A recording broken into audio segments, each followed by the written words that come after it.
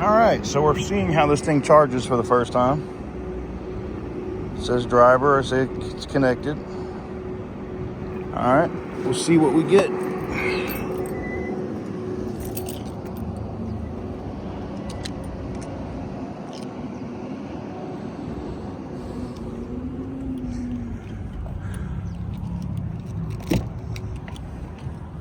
All right, so it's fast charging to 80%. And you can see the kilowatt hours coming in. I wanted to turn this on so I could see it. All right. Yes, I could see charge cord connected. Yes, I know. But you can see we're getting 297 or 298 kilowatt hours in on the charge, which is not bad. For real. I mean, I know when I plug in the Tesla, and I plug this thing in at like 25%. Normally when I would plug in the Tesla, I would get like 150 to like 170. So I don't know, maybe Electrify America has a better network. I don't know. But this is just giving you my thoughts and impressions on this thing charging. And I'll talk a little bit about my experience with the truck here in just a minute, right after this.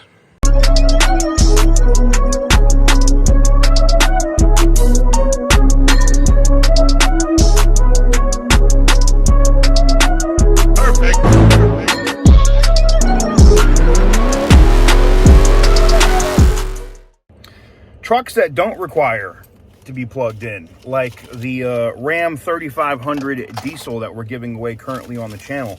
If you want to get a shot at that, extra entries are almost completely sold out. Link will be in the description down below, tksgarage.bigcartel.com. We also have the extra entries on the Charger, the 1969 Charger Hellcat swap. And that is going to last until those sell out. I think there's 3 of those remaining, and or till midnight, because we said Cinco de Mayo and the day after. So if you want to get in on either of those, link in the description down below, tksgarage.bigcartel.com. So what is up, guys? Welcome on back to TK's Garage. I'm going to talk a little bit about the Silverado and the Silverado EV and how it's performed for me. I mean, look, man, it's an EV, all right? So you're going to have the same drawbacks you're going to get with basically every other single electric vehicle, right? I mean, every other electric vehicle is going to basically be about the same in terms of like the drawbacks. But I will say this, I don't have range anxiety in this vehicle at all. Like, not at all. And what I mean by that is, like, the range that's posted, what it says it's available and what it can do, it actually can do. It literally does what it says it's going to do in terms of miles. And that's rare. I have not driven any EV, not Porsche, not Tesla, not BMW, that has been more accurate in terms of the range listed than the Silverado has. So I think maybe the, community of electric vehicles could learn something from Chevy here. But can you use it as a truck? I used it as a truck. I actually even moved something. I had to move a trailer the other day, and was able to plug in and move the trailer, no problem. Yes, definitely, you can definitely notice a difference in terms of how much power is being used in range. That is a fact. But one of the things that's beneficial right now for an EV like this, right, for this Silverado, and we'll get out and take a look on the outside here in a minute, is the cost, right? So I'm at 40% now. I'm still charging at 240 kilowatt hours, right? Object approaching from the right. What the hell? Anyways, what I find interesting about this truck is it's actually cheaper to drive this truck, paying 56 cents a kilowatt hour, which is what I'm paying here at Electrify America, than it is to drive the gasoline version. Gas right now here is right at about $6 a gallon, $5.50 if you look in some really areas. I know someone's going to say, oh, there's this one gas station in Vegas, TK, it's $4.75. Okay. But for the most part, the average is around $5.50 a gallon. All right. You fill up a regular truck at so this thing will probably cost me $35 to fully charge, right? $35. And fully, filling up a regular V8 Silverado, I'd be paying like $90 to $100 right now. Like it's not even funny, right? I mean, it depends on the size of the gas tank, sure. But I'm also getting that exact range. It doesn't matter if I'm going fast, if I'm going slow, I'm getting that 350 miles of range. Now, granted, the Silverado might win on the highway over time in terms of, MPGs, right? As that V8, especially if it has that dumb displacement on demand shit. It probably will get closer to like 25 miles per gallon or something like that. But overall, this truck, and this is the other thing too, you don't have to worry about your 6.2 liter V8 blowing up. You don't have to worry about your transmission grenading, because evidently GM's having a bunch of issues with that right now. This thing just works. And, yeah, this is we wouldn't even call it a press truck or whatever. It's got 13,800 miles on it. If it was if the truck was going to have issues, I'm sure it would already be there. I've gone through the service record in the system here, and I've also OBD scanned it myself, and it hasn't had any issues. There's no stored codes or deleted codes or anything. So for that, that's pretty impressive. Most of the problems that people are having with GMs are popping right up about right about when they get to like 3, 4, 5,000 miles. I see people blowing them up with the Escalades and everything else. But let's go ahead, let's take a look on the outside, see if she's making any noise or anything while we're out here. Oh, I do hear the fan. It's not as loud as the Teslas are, for sure. All right, so this is the outside of the truck. I think I said in the video the other day, like the tires aren't, they're EV tires, so to speak. They're made for this. They're not like off-road, tires. But so far, let's see, we're at $19.48, up $21 in charge, and I'm already halfway charged. So let's say it goes to $35, $40 to fully charge. It's still cheaper than gasoline by a wide margin. It's not even up for discussion in terms of what the price of gasoline is now.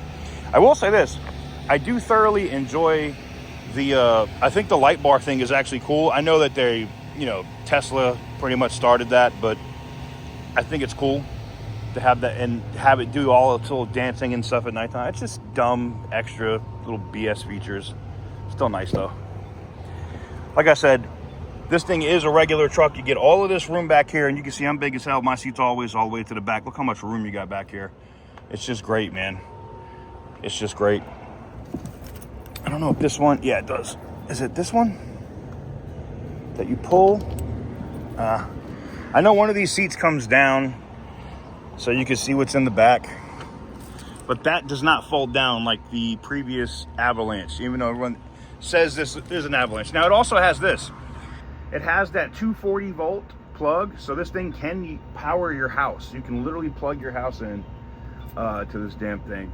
So when you're, like say the power goes out or something, you can run an extension cord out to this thing and plug it in and run it.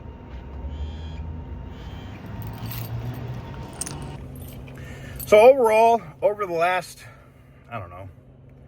over this little time, I will tell you this, I've thoroughly enjoyed driving the truck, and that's saying a lot. I mean, I enjoy driving my Teslas. If the Cybertruck didn't have all the damn suspension issues, I probably would still have it. I didn't hate on the Model X. I haven't, I love the Model S. You guys know, between the Plaid and the P100D, I had a blast with both of those, right? I've owned a few Model 3s that we bought from auctions. It's been interesting, to say the least. It's been interesting. But so far, this thing has been trouble-free, and I've been genuinely impressed by what it's been able to do. And I want to know what you guys think, though. What do you guys think about the truck, first of all? And, I mean, what do you think about the design? What do you think about the look? And do you think, I mean, I know Chevy and General Motors just shut down this whole thing. They just shut down the production of these trucks. And it's indefinitely. So I don't know how long it will be shut down. I don't know if there's just not demand for these things or not.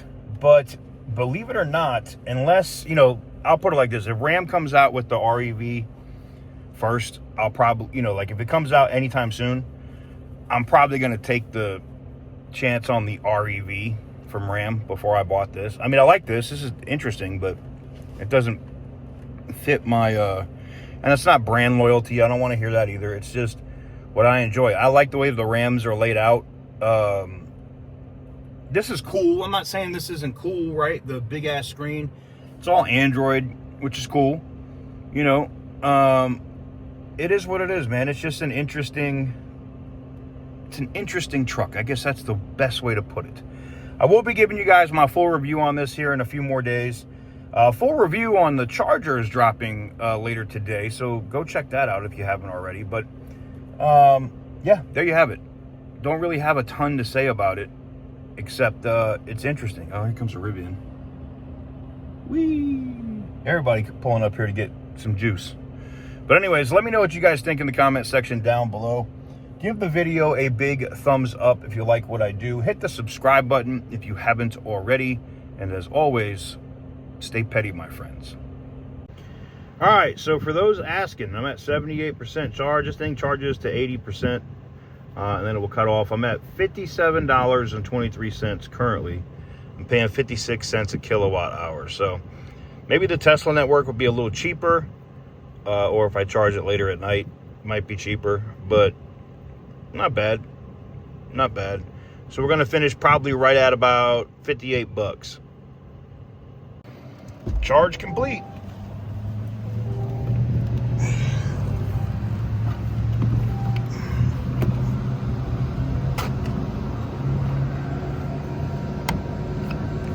Take that out. Hang that up. $58.80. Not bad. Can't complain about that. Considering what gas is right now. Let's finish. There we go.